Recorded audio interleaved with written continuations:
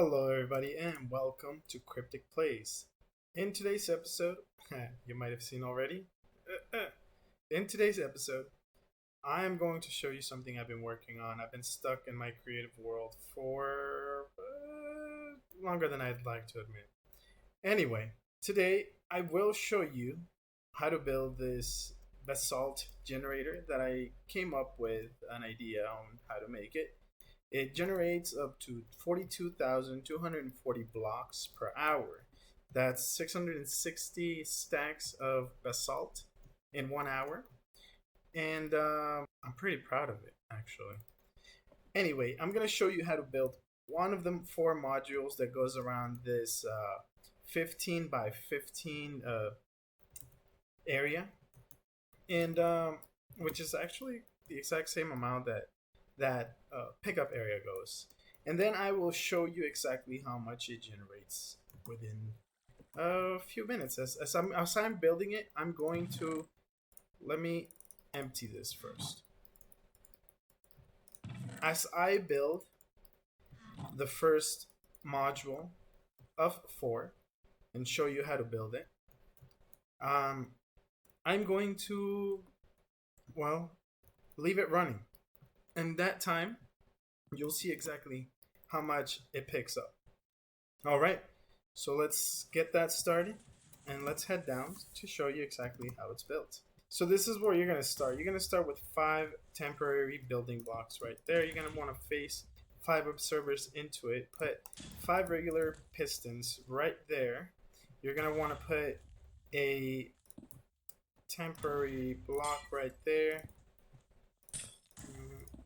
You're going to want to make a tiny little chamber right here, which is going to be housing the lava for this basalt generator. Get rid of those. Get rid of that. You're going to want to break these 5 spaces right here. Of course, you're going to be building that in the sky because you're going to want to, you're going to, anyway, you're going to need that there. Because the next thing that you're going to be putting there is actually going to be soil. Actually, you're going to want to put a temporary block right there so that you can face an observer into it. 5 more temporary blocks there. You get 5 observers. Face them onto that obsidian there. And you're going to connect your sticky piston into it. Once you get that, you're going to want to just, get rid of that, get rid of that.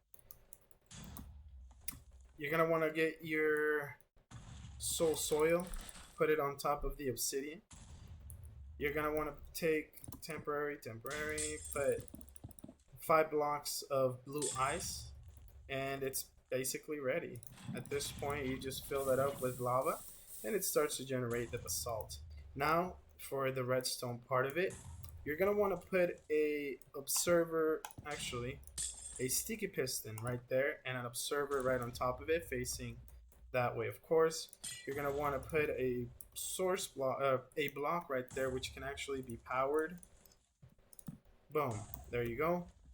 This is so you can do that. It's going to take the it's going to observe anytime there's a change right there. Behind that observer, you're going to put any type of block you want there, so long as it can actually receive a piece of it can receive a redstone update.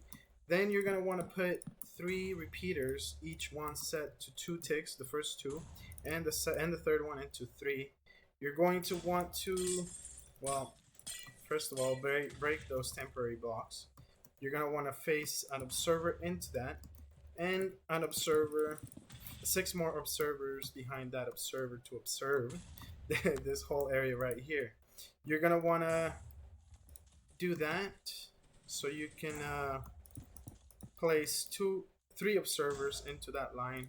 You can turn it back off because that's actually going to, as soon as I put the next set of observers into the repeaters into this, it's going to activate the first move of the basalt generator. So once you do that, the obsidian down there is there so that it can stop all of these blocks from actually pushing everything down and breaking your whole contraption. So it is basically ready, and all you need to do. Actually, I didn't tell you, did I? Oh, you set all of these to 2 ticks. Yep. Yep. Anyway, you turn it on like that, and the first time it does that, and then you do that again, and it should start just pushing all of them really quickly. And now let's go turn this off and see exactly how much it generated in that little amount of time. It takes a couple of seconds to actually stop, and show you exactly how much it built as I was building that, which was about less than 5 minutes. I'm not entirely sure, maybe 3 minutes. Anyway, this is how much it built. It made a full double chest. This hopper's full, and there's 13, almost 13 stacks, just short by 2. So yeah, what is this, 9 by 6? That's 54. 54 stacks plus 5, 59, plus the 13, 72. 72 stacks in less than 5 minutes. Anyway, this area is just a 15 by 15 space. After 8 blocks, it just dips right here, so I can keep on pushing some. I have, these are water sources. I have 3 lines of hoppers, because if you only have 1 line of hoppers here, all of these will get so full that you will literally not be able to pick up all of them at the same time. So these 3 are just here to pick up the slack. When these are full, they'll start falling and flowing into all of these other ones. So anyway, that module right here repeats 5 times, and each of these is separated 15 blocks between each other one, with the center block being right here.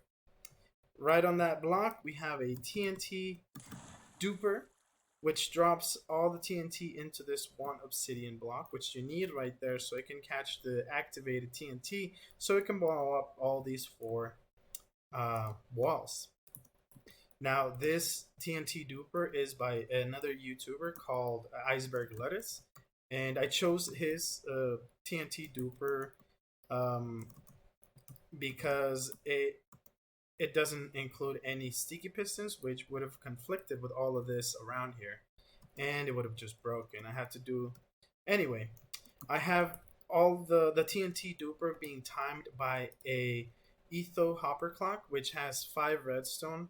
Every time the 5 redstone travel to that side, it turns the TNT on. It sends a little signal, which this observer sees happening on this comparator, and then it drops in perfect timing the TNT right here. Once the first one blows up, another one is ready to drop right on that same spot, and I'll show you real quick.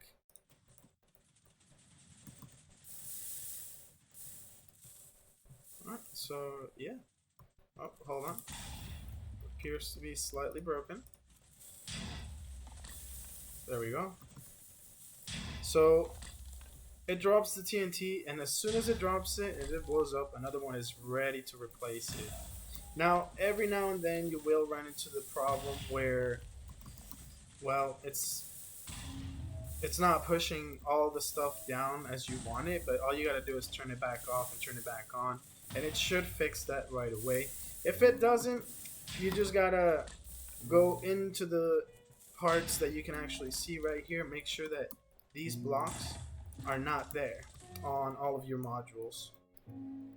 Anyway, all 5 modules are built the exact same way, and they are, like I said, split apart 15 blocks between each other.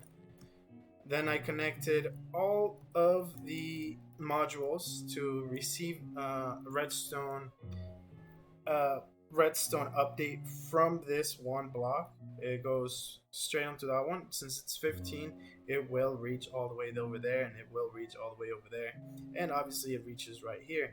When you turn this on, it turns all of them on at the exact same time, starts working right away, And like I said, this right here is the off switch for the TNT Duper, which really just has a sticky.